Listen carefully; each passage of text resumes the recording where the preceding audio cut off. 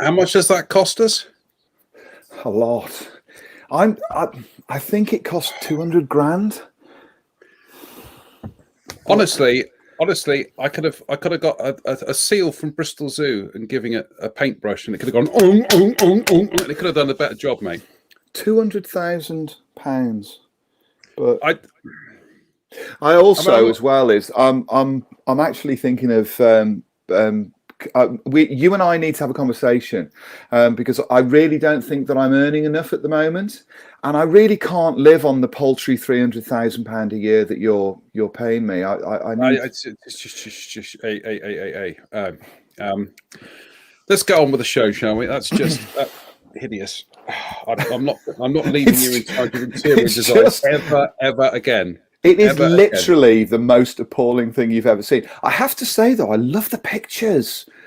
Where'd you get? I love the Eschi print. I need one of those in the workshop, and the Jam poster is particularly lovely. And can you see what the other picture is as well? So we've got is that looks like is that Pink Floyd? No. Led Zeppelin? What is that? No. Oh no, it's Marillion, isn't it? No, it's not. Oh, what is it then? It's Rush, A Farewell to Kings. Oh, okay. Okay, right. Let's get on with the show, shall we? Because basically, I don't know the album covers for John's favourite band.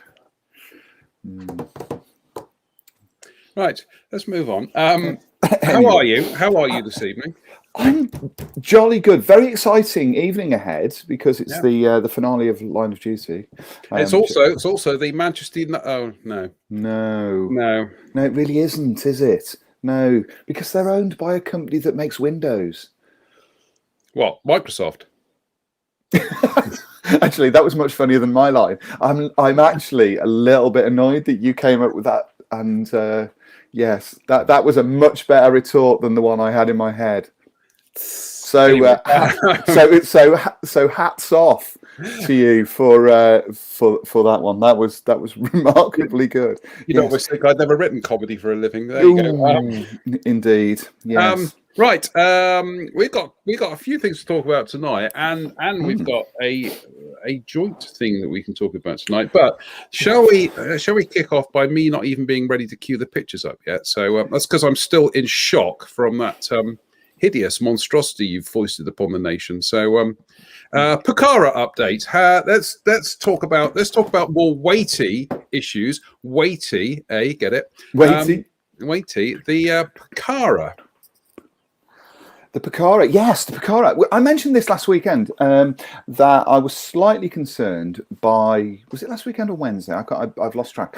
Wednesday. By how much weight would go into the front of this model to keep it on its undercarriage. It is extraordinarily tail heavy, the Pucara, and so I was very concerned about this. So in the pot that you see there, the little shot glass, is some fishing weights, lots of fishing weights, and that pretty much balances this model out.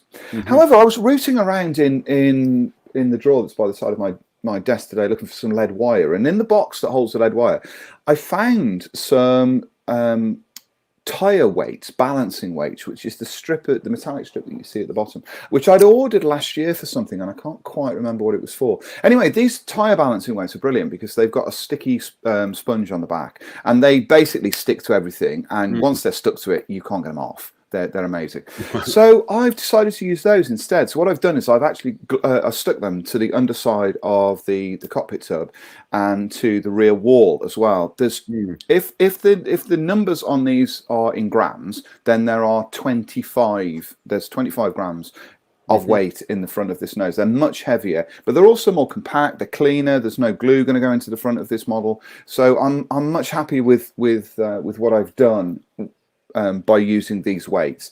I think I bought these weights online. I might have got them from Amazon or somewhere like that. I bought them in like a pack for a couple of quid. But they are super useful if you've got space to fit them in. And that's kind of where they fall down slightly. If you've got constricted areas or you've got small areas that you have to sort of force weight into, they're solid, these things. They're not, you can't cut them up easily unless you've got an angle grinder. But in this case, there's quite a lot of space under the cockpit, so I just stuck them under there, and then I just held it as you do, so that I can sort of see if it pivot. You can see how heavy this is just by me doing that. That's where the sort of the undercarriage is. But with the weights in place, and if I grab the part.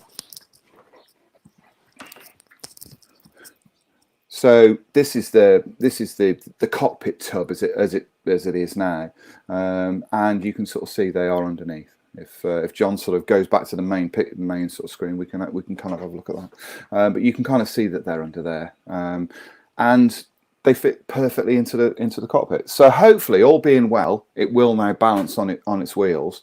But I'll also still have that gap at the back of the cockpit if I need to sort of just run a few other things in. And there's plenty of space. You can see at the back of the cockpit actually there's one 5 gram block that's in there. I can add another 5 grams easily into that space should I need to. I might actually do that anyway, sort of see how it goes. Questions sort of arose when I posted these photographs about the nose gear collapsing, but I'm hoping that that's not the case with this model, and I'm hoping that I've put enough in there, but it's kind of an ever-present really, and it's a bit of an issue, but not too much. The other thing I've done on this one, and I'll discuss with what later, but I have actually painted the cockpit on this, and I've given it a coat of grey, and the reason why I haven't done any more than giving it a coat of grey is because I'm planning on masking off the inside of the tub to spray the black panels on there rather than hand painting them. I think that'll be neater. And I really wasn't in the mood to sort of run the risk of damaging the paintwork, so I'll leave it till tomorrow, and then I'll mask it off tomorrow and spray it, and then sort of wash and weather it. And then once that's done, essentially this model is complete, almost ready to paint. The only thing I'll need to do is glue it together, sand the seams that run along the fuselage and underneath, and it'll be done. It'll be all kind of sorted and ready to paint. I've sort of had a slight change of heart with it though. Yeah, I've initially I wanted to do a camouflage one, and I think I might still end up doing that. But I really like the anodized ones. There's a couple of photographs. Excuse me, I've got terrible hay fever tonight. Yeah, I have as well. Really, excuse me for a second. It's really bad. And I really like the anodized metal ones, and they look super cool. So I'm thinking of doing that and painting it in metal and giving it like a varnish coat, and then masking off they're very pale grey panels, the nose, the canopy framing, some panels around the fuselage, upper wings, that kind of thing. I just think it might make for a more interesting model and a more interesting kind of finish on this. The photos that I've seen, it looks, and if Argentinian friends are watching this, it will, you know, they can sort of point me in the right, but it looks like it's just, all they've done is that it's natural metal, and then they've just sprayed a finish layer over the top of it so that it's kind of shiny. So I'm planning to do that. And the other thing I'm planning to do that is if I go down this route, is I'll rivet it then, and I'll rivet it when it's painted, and I'll do the same thing I did on that F104 that I built last year. So I'll paint it, and then I'll just add some fine rivet detail into the paint. Fingers crossed that it all works out. So that's sort of where we are with this thing, and how it's looking. But yeah, pleased so far. Managed to get hold of this, because I bitched about this a little bit earlier. I've been sat in front of a computer for a week, just doing everything and getting everything out of there. Which, incidentally, the 104 book, for those who have bought a copy, went to the printers yesterday.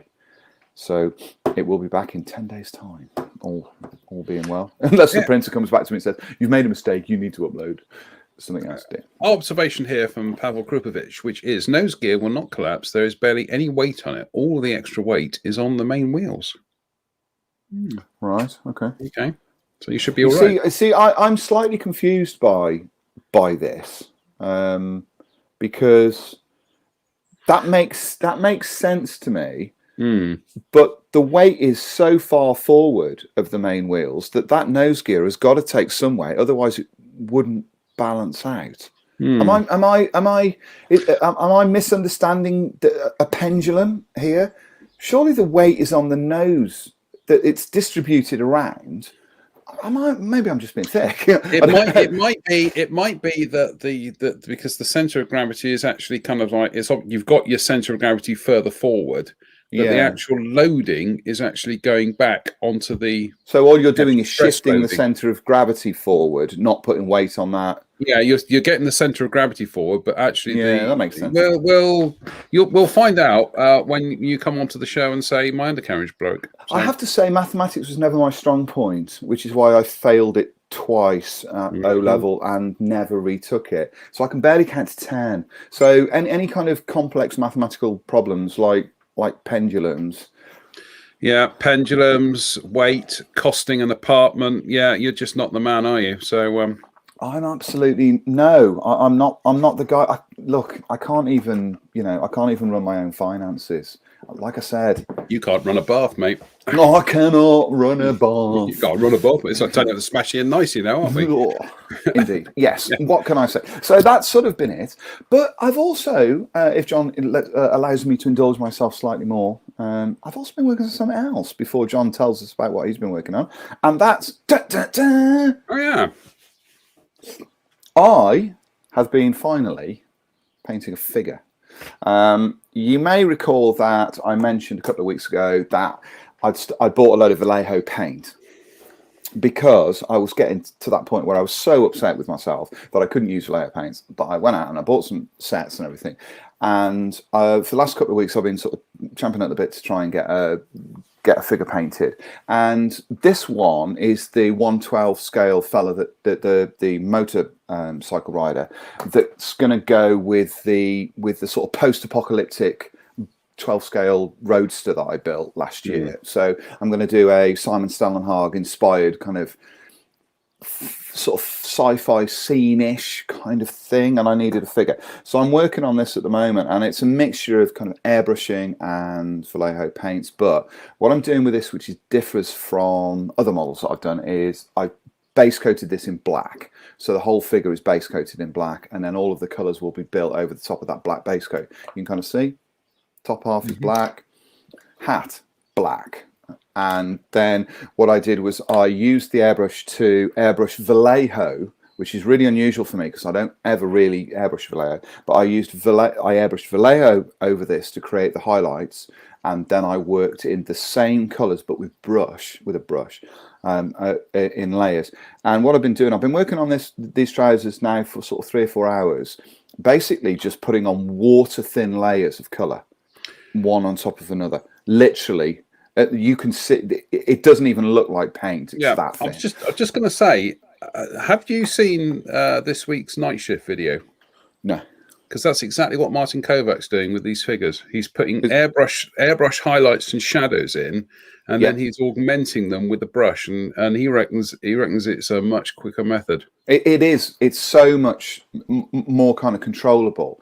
The other thing I'm trying to do as well is I'm trying to wrap my head around color theory on this figure or on these figures. And what I mean by that is whenever you paint a vehicle, you paint a tank or whatever, we assume that you can use neutral colors to shade them, and those neutral colors will create the kind of perfect shadows. But color theory doesn't work like that. For instance, if colors that work opposite each other, sky blue works opposite orange, orangey colors on the color wheel. So to shade red, for instance, dark green works really well to shade red.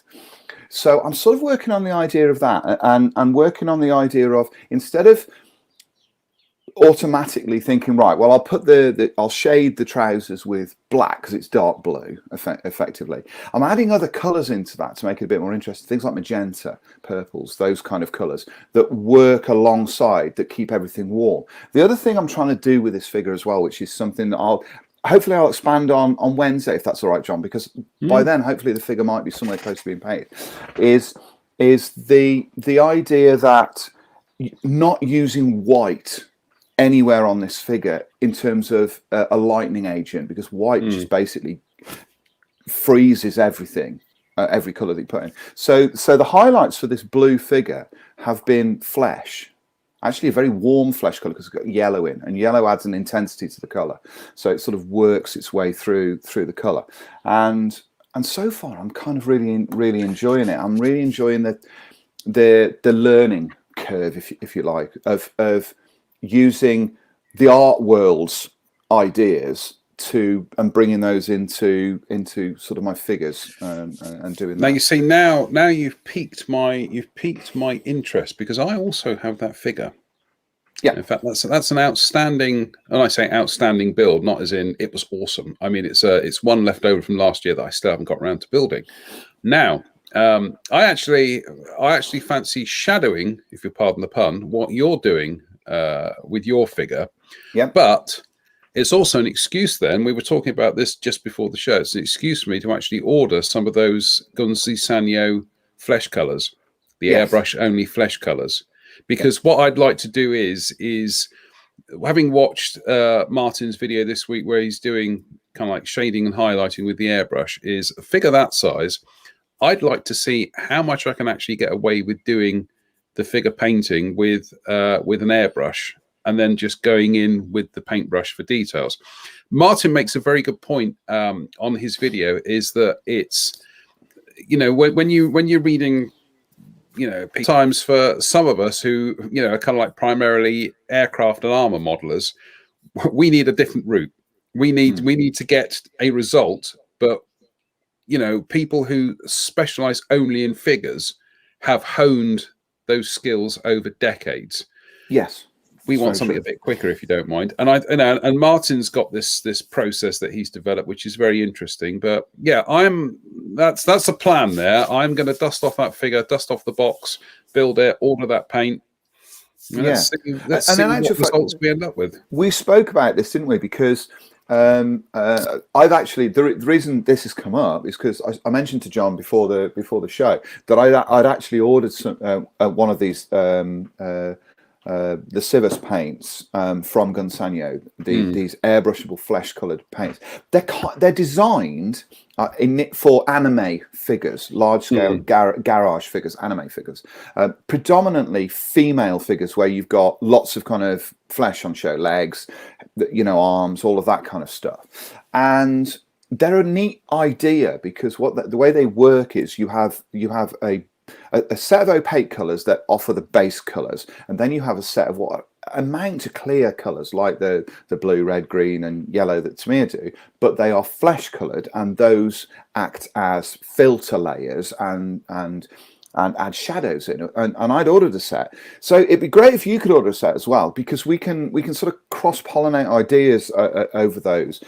It's just I did speak to you, everybody that's watching, you plural, about my figure painting a few months ago and everything, and although it sounds like I'm spending an awful lot of money, all I'm doing is I'm trying to ramp up my ability in this area and sort of because I've got ideas that are being hampered by what I see as my own restrictions in this, especially in large scale figures. I've got a couple of 120mm dioramas I'd like to do, but until I nail the idea of getting these figures away that I want them to look, that's going to be a bit of a problem. Yeah. So hopefully, but there's no shortcut with this technique, with that, with the kind of the watery layers of color.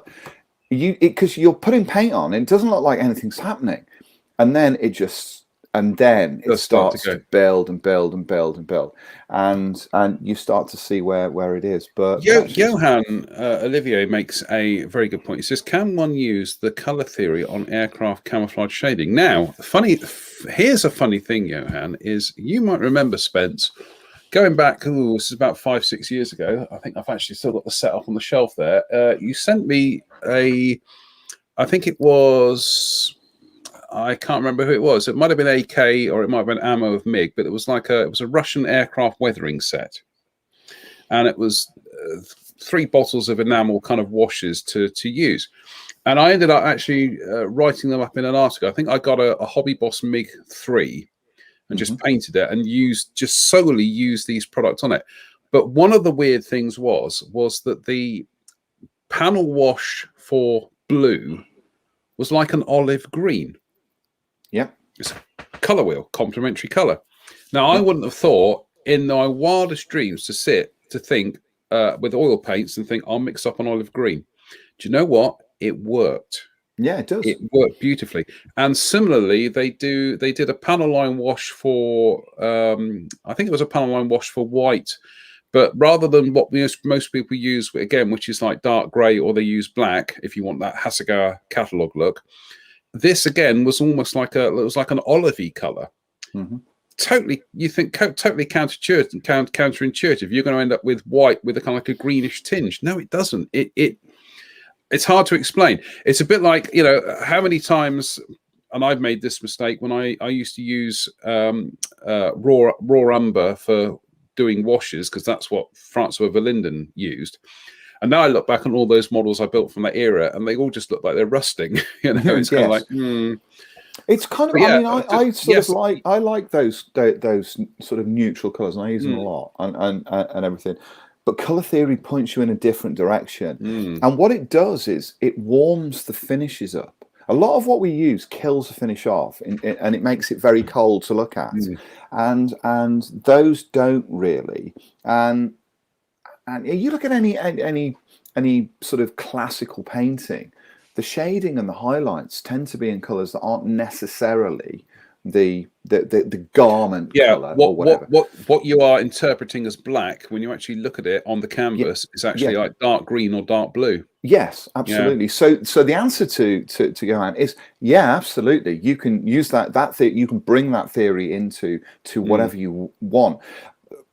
I think with aircraft, if I can be kind of if I can be a bit blunt now, I tend to sort of stick with my sort of preconceptions of my own work. I don't want it to look like a Renaissance painting. I want it to look like an F-16 that's out on the pan. You know, that's my attitude to all of that. So I don't tend to become. I don't really want to be artistic with my aircraft. And I don't particularly want to be artistic with my armour either, because that's not how I approach what I do. But with figures and this little vignette with the bike in particular, I'm going down a different route with this, because I'm so inspired by Simon Stalenhag's artwork that I want to kind of do that. I want to create what he does, and also Kai Youn's work as well, which I've talked about endlessly on this. Kai is absolutely my favourite figure painter on the planet at the moment. I think he's peerless in what he does. It's amazing. And he has a totally different approach to figure painting and the way he does it. So although I've said to you that when I'm building models and I'm building them for review and that kind of thing, I don't look at anybody else's work. I never do, because I've got to stay in the zone. At the moment, I've got his book behind me open, or a book that's got his work on the desk, and I am actually working to the pictures in the book to try and get similar effects. So I'm very inspired by what he does. No harm in that, though, because that's all part of the learning curve. Absolutely. Yeah. And I like the idea of that. I just don't do it when I'm reviewing, and I don't do it when I'm building, because otherwise I'll experiment. And as we know, that's not a very good idea when you're up against the deadline. But I'm not up against the deadline with this. Boop, boop, boop, boop. Yeah. So there we go. The Mr. Color Lascivus.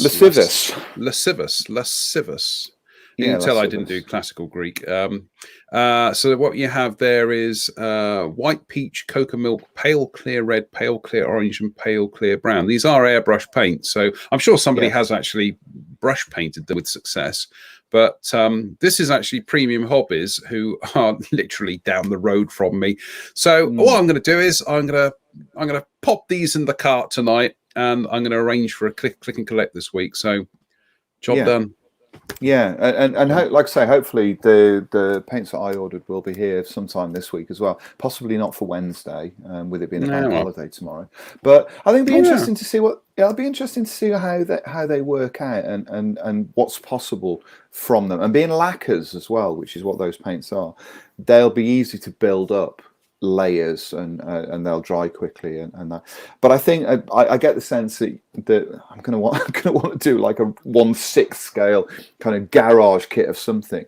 So that'll sort of be interesting. But hopefully this will be kind of cool. I'm quite excited. It was great to be back at the bench today. You know, you must be the same. When you're working on something and you sat in front of a computer, it's just like, oh. But today I was back at the bench, and I was able just to relax back into a project. Do you know what? Actually, I'm just having a think about this. Is that because I have been in that kind of thing of doing kind of like I've done quite a few armor kits recently, and I can't even remember. Have I done an aircraft kit recently? No, I haven't. And I've suddenly realised that actually what I've done is I've fallen into that thing that I always say to other people about, is that everything has suddenly become everything's become a bit samey. It's not the fault of any of the kits. I do like to have every now and then that sudden complete different turn on things. And actually sitting down and doing that Tamiya biker figure, that's exactly what I need to do right now. Yeah, it'd be cool. I think it's the project. And it's a brilliant figure as well. It really is a sensational figure. I mean, the design of it and the way it all goes together, the way everything fits on folds and fits on like the legs are split in two halves, but the way it's broken is down the seam of the jeans. It's just beautiful. It's great fun to paint. Really looking forward to it. The other one I really like the look of as well is that new Campus Friends set. I do fancy. Yeah, we will get hold of one of those. I think that's kind of cool. Anywho, we've mentioned airbrushing, and you and I have got new toys this week, haven't we? Yeah, but before we do that, would you like to mention that you've actually thrown some paint onto a couple of things, or are we going to? Do you want to leave? No. We'll do that on Wednesday. We'll talk about it Wednesday, because I want to get them a little bit more progressed. But actually, one of them you will see in a minute. But it's part of the discussion now. This stems from last week when you mentioned this another Fengder airbrush. And this is, he says, desperately trying to bring it up on screen. Here we go. This is the Fengder FE183K. Tell us about this airbrush, Mr. Pollard. Okay, so we mentioned this on Wednesday. I mentioned that I was looking for an airbrush that was a kind of simple design, that had a little color cup that I could use to just sort of blow paint over these figures, actually, Vallejo. I wanted one that was just for Vallejo paint. And reading around, I sort of went online. I was looking for different brushes, and I came across this one. Now, this one is a package that's produced by Fengder, and it includes 3 nozzle assemblies and 3 different needle sizes. And if my memory serves me right, it's 0.3, 0.5, and 0.8, I think. Yeah, that's right. And so you can see in this picture here, there's on the right-hand side, there are 2 tubes. Those have the 0.5 and the 0.8 needles, and then in the middle of it you can see 2 little white discs. Those are little bottles that hold the relevant sort of nozzles and head, part of the head of assembly.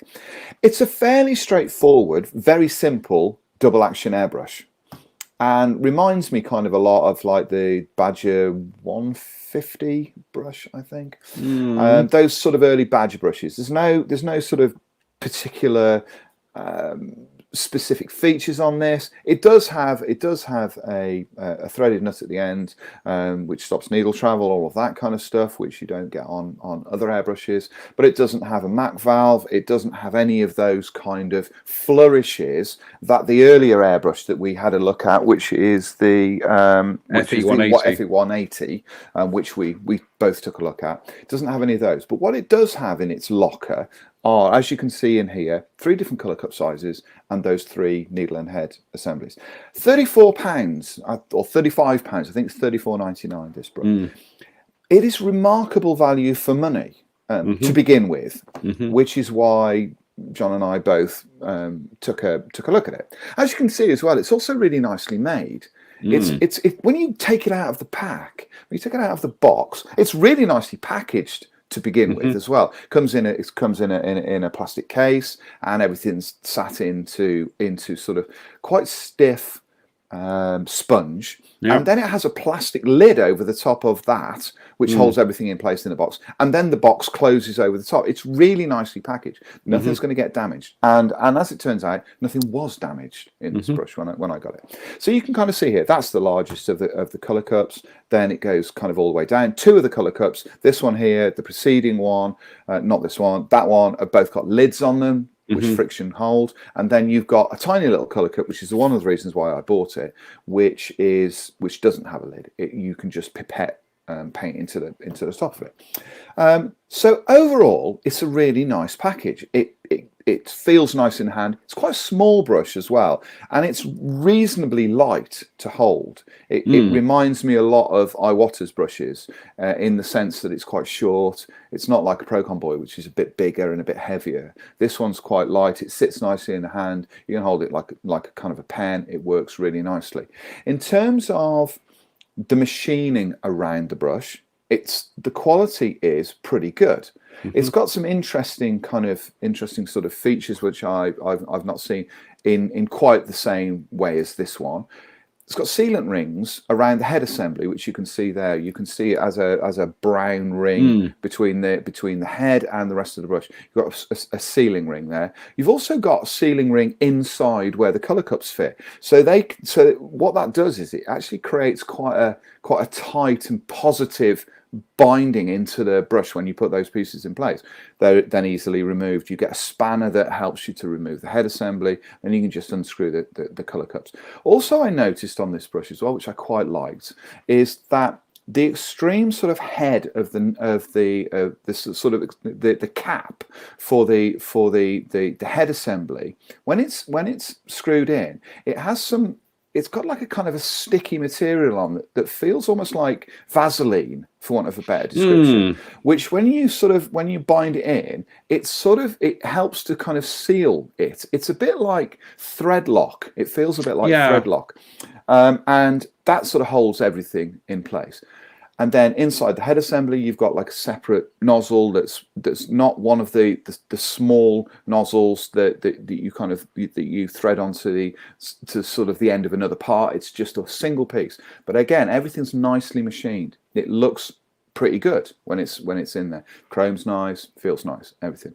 So overall, it's a nice package. But the question is not what it looks like, or how it feels in your hand and everything. How does it work? How does it operate? So I tested this on Friday. I also used it today to spray all the internals on the Picara, and I used the small. I haven't used any of the bigger cups. I used the smaller cup and everything. I ran Vallejo acrylics through it, and I've run lacquers through it. And overall, I'm pretty impressed by it. I have to say, pretty impressed. The smallest head assembly on this is 0.3, which is quite a fine head. I found, though, that I couldn't really get that head assembly to spray as finely as more expensive brushes. And I also couldn't get that head assembly to spray as finely as the 180 that we looked at a couple of weeks ago, which means that this airbrush is not as refined as that 180, and it certainly isn't as refined as the Procon Boy or any of the Iwata brushes that I've been using, HBCH, and the smaller, this one here, which is the Eclipse, the HP BS one, which has got a small colour cup. Not as refined as that. So don't expect to go out, spend 35 quid and end up with one of these, because you won't get that from this brush. What you will get, though, is a really kind of flexible tool that I think is almost perfect for beginners, and also perfect for modelers such as us that are looking for something that is easy to use, very easy, super easy to clean as well, very easy to clean, that will allow you to put paint layers on with ease. One of the slight snags that I found, and I'm not sure why this is, and because I can't see anything in the brush, is that the brush seems to work better at lower air pressures. I found it sprays better at lower air pressures. Normally I use minimum 20 psi when I'm airbrushing, but this one seems to operate better at 10 psi. But I found that I couldn't get it to create a consistent line. It would spray part of the line, stop, spray part of the line, stop, spray part of the line, stop. And so I couldn't get it with that fine head assembly to work that well at those low pressures to do the kind of airbrushing I would expect for mottling or for creating fine camouflage patterns. So I don't foresee it being used within that realm for the finer work that I need. I don't see it being used for that. I'll use one of the other brushes. In fact, I'll probably use the 180 if I'm going to use that. I think the 180 is a better brush for that. But as an airbrush that can put base layers on, that could do some shading, that can do highlights, that can do all of those kind of things, I think it does represent really, really good value for money, this brush. It absolutely is not going to replace more expensive airbrushes, I don't believe. No. In its truest sense. But as a gateway for beginners, I think it works really, really well. And also as an additional tool that you can add to your sort of roster of tools that you can use day to day and not have to worry about. Frankly, I think it's really good. I think it's worth it. I think it's a very good backup airbrush, but I'm going to have fun seeing what I can do with it over the next however long. I did today. I put it through its paces. I gave the one of the Plastic Soldier Company 8 wheels, just gave it a coat of SMS German sand yellow.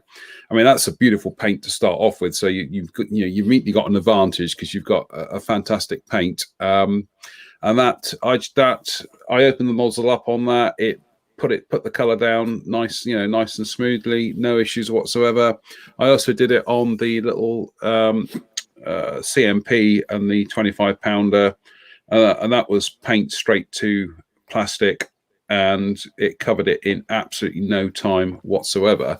What I then did was I then got out some Tamiya LP27 German dark grey and decided to do a bit of shading.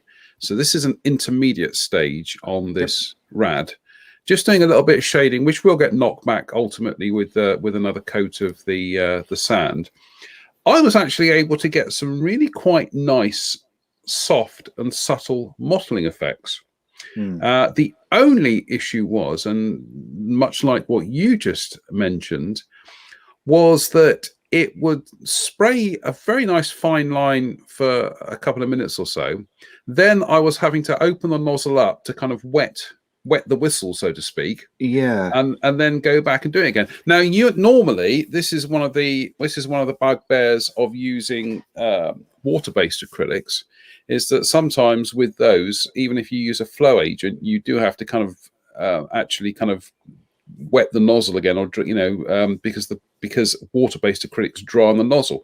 Yeah. Lacquers tend not to do that, so I don't know if it's a design quirk of this airbrush. It was nothing terribly untoward, and it was just once I got used to it, it was fine. It became automatic. But I have to say, I was using the needle limiter and just kept adjusting that every now and then just to see what I could get. Actually, the needle limiter on this is really nice. And I think I was spraying at between about 15-20 PSI. So that's around about 1 bar-ish. But it wasn't struggling, let's put it that way. So, no. I mean, this photograph, is, like I said, this is a very quick test. But as you can see, even though I was just kind of like, blasting the stuff around, it's not like it's kind of putting through kind of, massively overscale blobs of paint everywhere.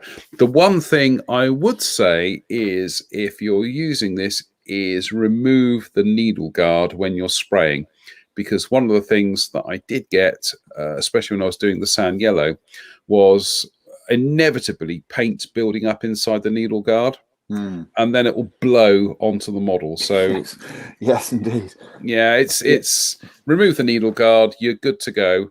But overall, I was really, really impressed with this airbrush. And for 35 quid for the options you get in there with the color cups, I mean, for goodness sake, you're paying 10 quid for a braided hose these days. Yeah, and that was the thing I sort of found it. I foresee a great deal of use out of this brush, especially with the larger nozzle and cup assemblies. Yeah, I haven't got around to using them yet, so I don't know. For varnishes, that was kind of finishing layers, finishing coats, those kind of things, where you're sort of you're putting varnish in there and you're you're constantly filling it up and everything. So I foresee a great deal of use from that. But I can't get past the idea that it's £35 for something that includes that amount of features in there. And I guess time will tell. One of the comments that sort of keeps cropping up is, how long is it going to last? How durable is it going to be? And all of those. Well, Mike Reeves says, I'm a totally buy cheap, buy twice kind of guy. I may have ordered the new Mr. Hobby airbrush yesterday. Absolutely, Mike. And I think the point we're both saying with these is that we'd still say go out and get a quality airbrush. You know, go out and go at a very base level. Go out and get a Iwata Neo, or get a Sparmax airbrush, or one of the Mr. Hobby ones.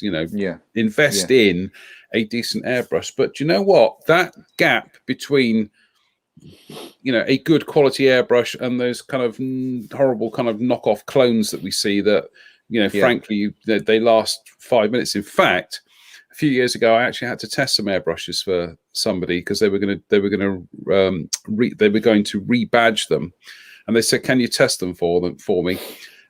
Two of them failed after a few hours. One failed after 5 minutes, and I just sent them back a note and said, "Don't bother." Yeah, But these, like I say, that gap is now narrowing, and these aren't the actual. I mean, I've got the box here. The actual presentation is not cheap. No.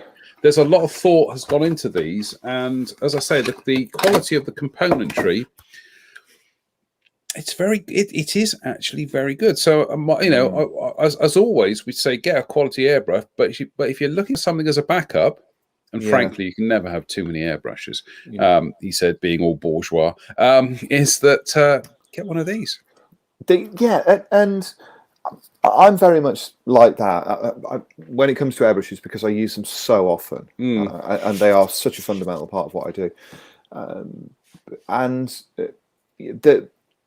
You pay for what you get in the main. If you buy a custom Micron, you are getting something that's effectively an aerospace grade tool to use. And you play with a custom Micron, and you play with that sort of the way that it's machined and everything. This thing isn't a custom Micron, and that's why you pay for that. In the same way that if you buy a repeater graph from Rotring or something, that's you're getting a quality tool. You're not getting a Sharpie. That's the kind of the difference. But certainly in terms of people who are on a budget, and people who are looking to add to their rosters, I would be happy to recommend something like this. And certainly, you and I have both used the 180 now as well. I don't think this brush is as good as the 180. I think the 180 is a better tool overall than this one. I think it's, but different uses though. Different uses. The 180 is designed for a little bit more precision, whereas this is a more general purpose airbrush. And you sort of get, I mean, the 180, what was that, £25, wasn't it, when we bought one of those? So £25 for that, and for £10 more in this one, you get 2 extra head assemblies and 2 extra needles and a hose as well. Remarkably, you get the hose in there. So certainly, I would recommend that.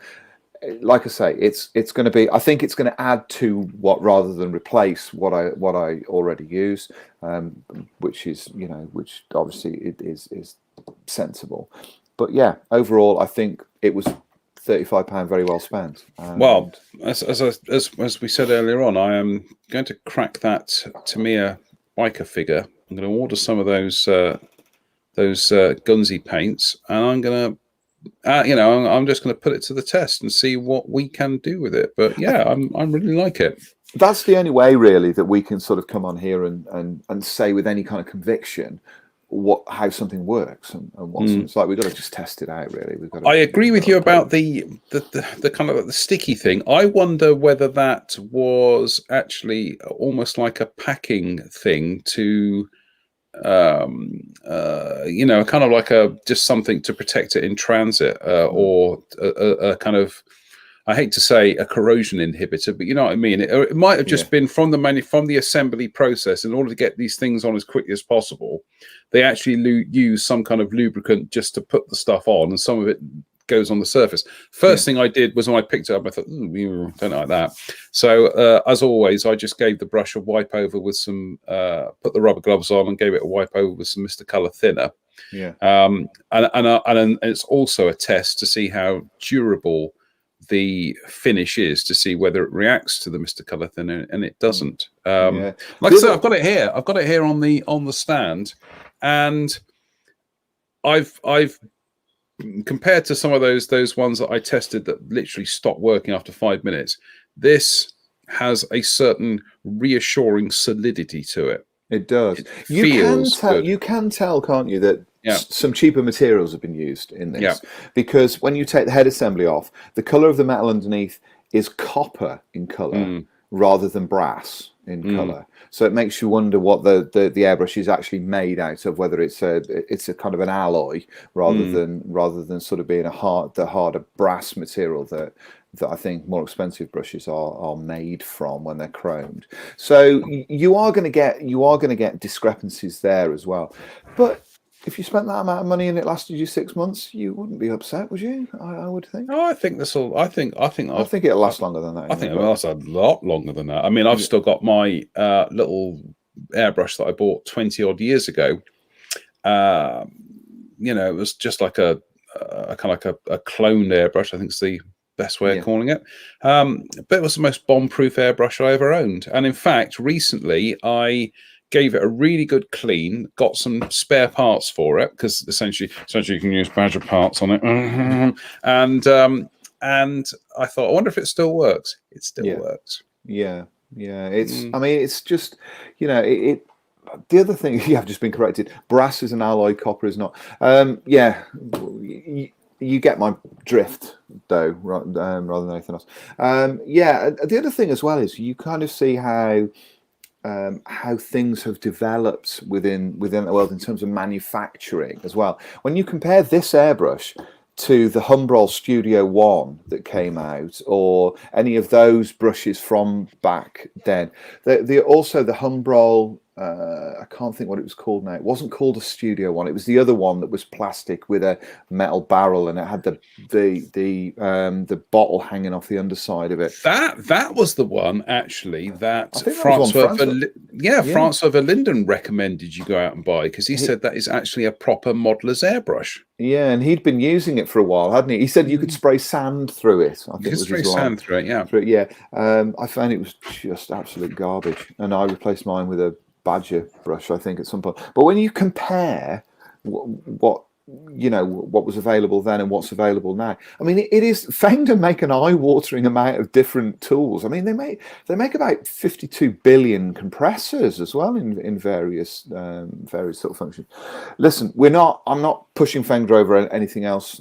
It's just another option. We have genuinely put our money where our big fat mouths are, and we've gone out and bought these to see what they're like. If they stop working, we will tell you they've stopped working. And if they start spitting paint over models, like a toddler bringing up its dinner, we will tell you it. It's what a thought. No, it's a glorious metaphor.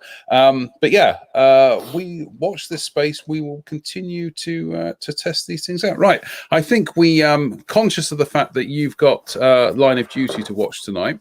Yep. Shall we rattle through a couple of news items? So what's first on the agenda? Zvezda released last year a C130, you may remember, and they then announced that they were about to do a C130J, but now they've announced that they are about to do a C130J30, which is this thing here, dubbed the Super Hercules in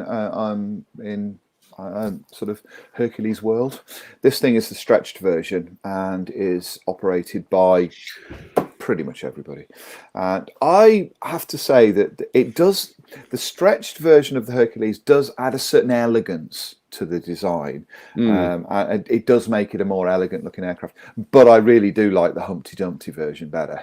I like the shorter version. That's a Hercules, not this thing. We've only got the renders to show us what we're looking at here, but I would imagine that they will offer sort of 3 or 4 versions in this kit, REF being perhaps one of them. Although the REF aircraft are pretty somber, aren't they? They're overall many shades of green. Some of them have got, and that actually is where this model will be attractive to a lot of people, because if you've ever seen any of the sort of the C-130s in latter sort of day service and with the RAF, they're just like a patchwork quilt of different colours and weathering effects. Bits of different aeroplanes. Yeah, bits of different airplanes. So that this will be sort of welcomed by people. But there's some great colour schemes. Came across one that was a D-Day anniversary scheme, an American one that's got invasion stripes on it. Which looks wonderful, absolutely lovely. That I have to say, I don't really like a lot of those anniversary schemes, but this one looks great. And it's in overall grey, and it's got invasion stripes running around the back of the fuselage and over the wings. And I think it might have like a W7 or something to sort of reflect the gliders or the Dakotas or whatever from back there. Looks amazing. Looks really kind of cool. So when we get some more information on this, and we will inevitably get one of these kits to take a look at, you can guarantee that this thing's going to follow the quality of the earlier release, which we particularly liked in these parts, didn't we? It is. It's very, very, very nice kit. Very impressive. So we don't have a date for release of the J30, but we will. We would imagine it's going to be late summer, early autumn. I would think by now, because now we're into May, and each month lasts. Each month seems to be lasting about 4 minutes, doesn't it? It's scary. You'll be putting up your Christmas decorations before you know it. I might be taking them down at some stage. So yeah, taking the rest of them down. So yeah, if we get any more information on this, we will show you. Next is an up-and-coming company that is new to us. They're called Miniart, and I did eulogize the other week when I bought one of their sets for German weapons, which was utterly fantastic. I'm absolutely blown away by the amount of stuff that you got in that set. They're doing a similar set now for British weapons. Now, this doesn't appear to have all the photo etch and decals that came with the German ones, but then, frankly, I don't think it doesn't need it, because it's it's different requirements here.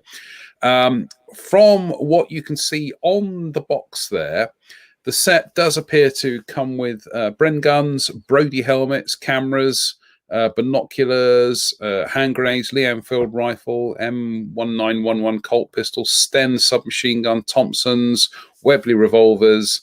There are various packs, picks, daggers, ammo pouches, entrenching tools, you name it.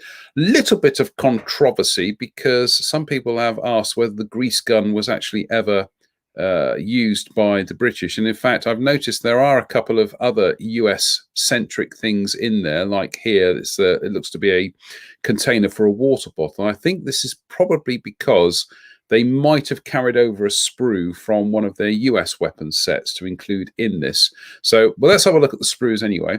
So there is our sprue for the Lee Enfields and binoculars and pistols and pouches and things, holsters rather.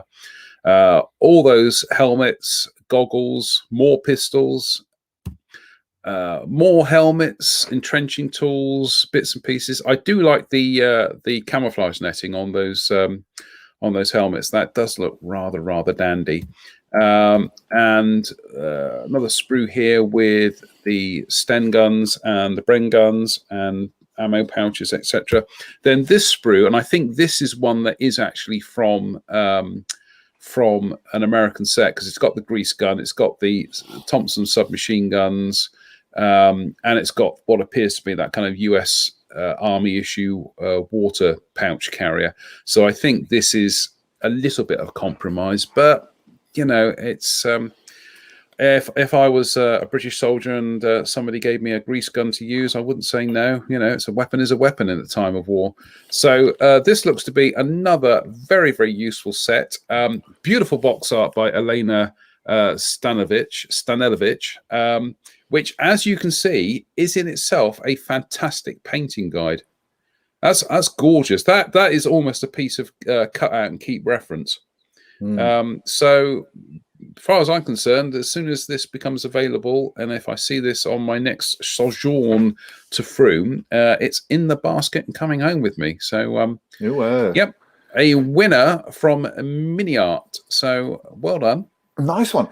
Moving away from handheld weapons to things with propellers, we move on to a Clearprop, who are about to produce one of these, which is an E1 Tracer. This thing was the US Navy's very first early warning aircraft, and it was based on the Tracker, which many of you will know.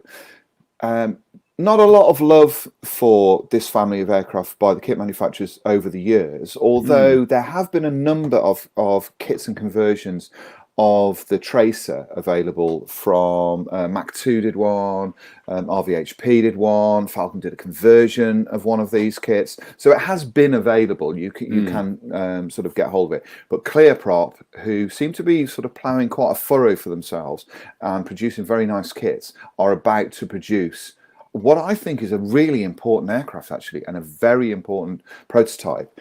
And they're going to be producing it as you see here. From what we can tell from the drawings, you will get the sort of the basic Tracer version, but it offers folded wings. I would imagine there's going to be quite a lot of detail inside this. There'll be a lot of nice surface detail on it. It'll be nicely molded, that kind of thing. I didn't have time to look to see whether they'd already done a tracker, but I would assume that if they're doing a Tracer, then the possibility is that they can do it. They'll be doing a tracker as well at some point. John can perhaps you can hear me mashing away at the keyboard there. But I think that this is a really good good choice of a kit. I'd say sort of ungainly, but I think it has a certain elegance to it as well. I kind of like it with that big bulge on the top. I think it's a really interesting subject. So, all being well, this thing will be appearing at some point this year. You can see. I certainly wouldn't want to build it with the wings folded. Oh, I would. Yes, I know, but it ends up looking so agricultural. It's a Navy aeroplane. It's supposed to look like that. Yeah, no, we had. Did we not have this conversation? We did have this pathetic argument a while back. Yes, we did. Yes. Did we agree that I was right and that you would never mention folded wings again? Was it actually a? Don't make me beat you over the head with an 800-pound roll of wallpaper, for goodness' sake. Yes, we'll agree to disagree. Highly patented wallpaper. Yeah, we'll agree to disagree on this. From what I can tell, no, Clearprop have not done a Grumman tracker yet. They've got a Grumman Mohawk in the works. But other than that, your options for Grumman trackers are the old Hasegawa kit, the Hobbycraft tribute band tribute band kit, rather, and obviously Kinetics models in 1/48. So but that's it, isn't it? There's in 72nd scale. Really, it's the Hasegawa kit that you kind of go for, which is actually a kit that I own. I've got one of those. So do I. Up in the loft, and it is really a sweet kit, isn't it? Very good. It's very delightful. Good. Yeah. So it'd be great to see this. Obviously, it's not simply a case of creating one from the other. There are quite a lot of changes to a Tracer in terms of the tail and all of that. So it's quite a different beast. It is. The difference between the Grumman tracker and a Grumman Tracer is quite literally jack up windscreen, fit new aircraft. Yeah, fit new aircraft. Yeah. But it'd be interesting to see whether or not there are some commonality of parts that they can use, and whether they would go down that route of producing a tracker, or whether they just feel that this is their their one opportunity to do a version from that family. Great subject. Really looking forward to seeing this, and having spoken to people who've built Clearprop kits already, they do have a really high reputation for quality. So I would imagine that this thing is going to be really nice when it's available. So and as soon as we know anything more about it, we have box art and that kind of thing, we'll we'll punch it up on this on this here show. Yeah, right. We're gonna have to wrap things up in a minute because you're desperate to go and watch Line of Duty, and I'm desperate to go and freeze at hypothermia in the garden doing ghost stories. So let's say hello to everybody who lovingly tuned in tonight. Pavel Krufovich, Steve Moores, Paul Milligan, Rob Herring, Mike Reeves, Robbie 1261. Obviously, Robbie 1262 couldn't join us tonight. John Patrick Hustron, Wayne A. Beatty, Douglas Hunter, Tony Burke. Tony Bork, but I'm sorry, I always get these names wrong, so I apologize. Stephen Pryor, Michael Scott, Stephen Brown, Mike Baldwin, no, not the one from Coronation Street, Greg Woodbridge, Ian Rusco, Mark Ryan, Jerry Doyle, Brian Wilton, Dave Swindle, Ophir Cohen, Mike Williams, Vincent Murphy, my favorite, Dougal McWoogle, Dave Coward, Andy Brennan, Johan Olivier, Johan Vafretti, and Juan Francisco Molinido. Mike Stofko.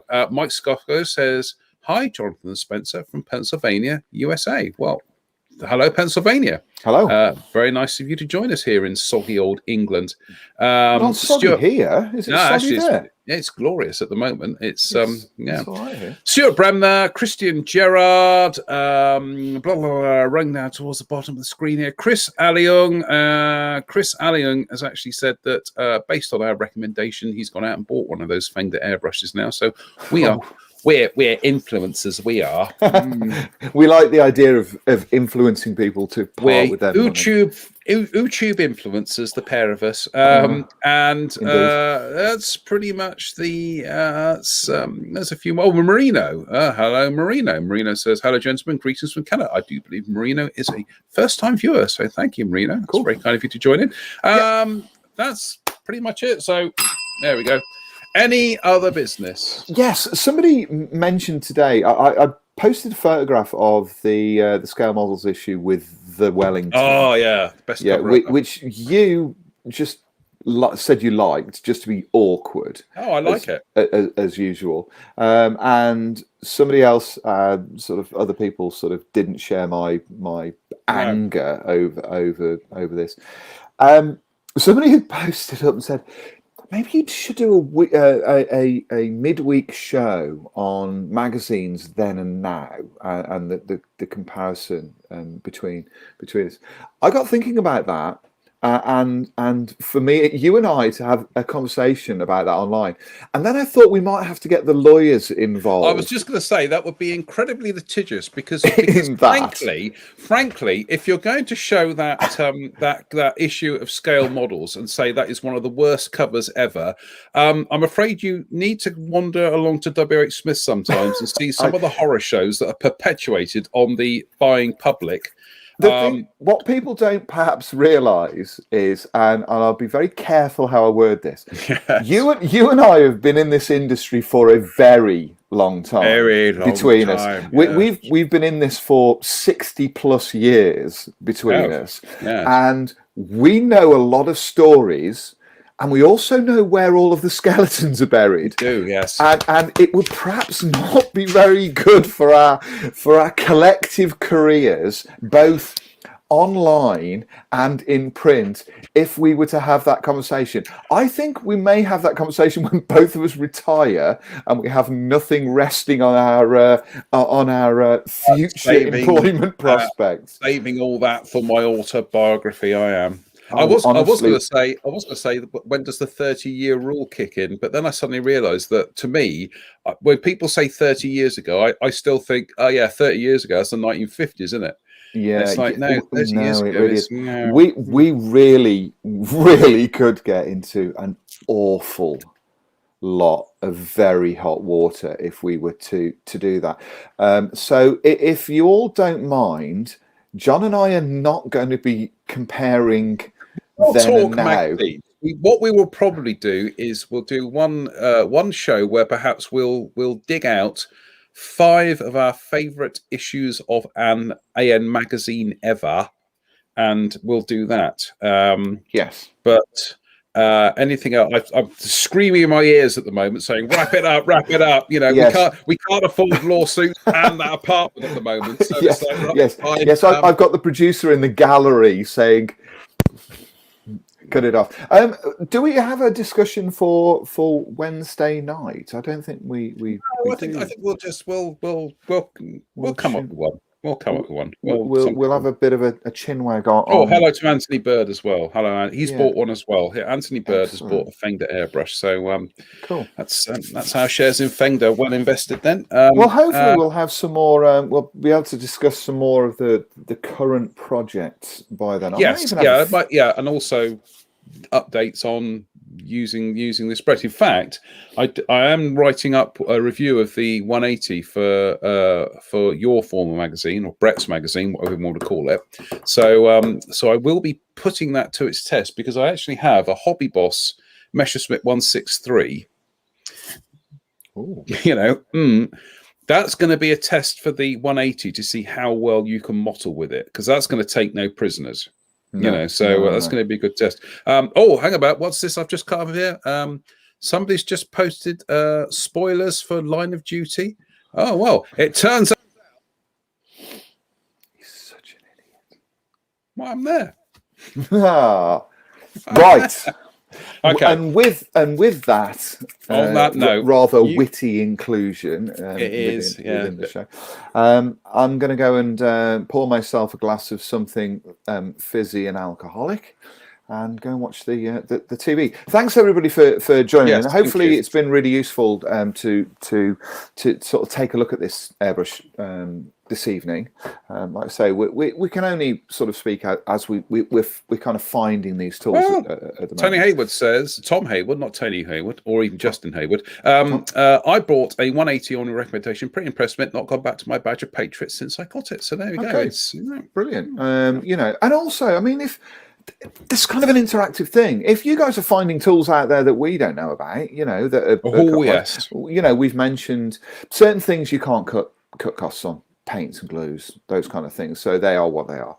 But if you like find a paintbrush set that you really like, that you've been using for months, and it's been great, or you know, or you've gone out online and you've bought, you know, packs of sanding sponges that are designed for you know, for the industries that aren't to do with us, you know, kind of fashion industries and that kind of thing. Beauties, you know, if you find those sort of things and you think, actually, that'd be useful, send us a picture. We'll talk about it, you know, and we'll look into it. So, yeah. We're always a click away from our next favourite tool, aren't we? We are, yeah. I mean, John's been trying to get me to buy a set of disc by cutters forever, and I don't think I'm going to be going. These are my favorite ones. These are the ones I use, and these are for electronics. Butcher's tools. No, that absolute butchery. Butcher's tool, super sharp. I was given it, and I've had this for 10 years, and it's never failed me once, and I don't have to replace it.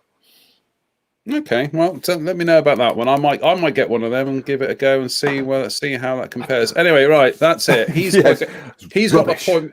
He's got an appointment with AC12, which really isn't. You really don't want to have an appointment with AC12, do you? Not especially if you're a donkey owner. And on that note, we'll see you on Wednesday for our midweek chitty chatty show. On that note, stay safe, stay out of trouble. If you've not had your vaccine, go and get your vaccine. And if you've not got one of those lateral flow tests, go and get them, because they're fun. On that note, stay safe, stay out of trouble. See you on Wednesday. Good night from me. Good night from him. And let's go and redecorate that room again. Bye, everybody. Bye.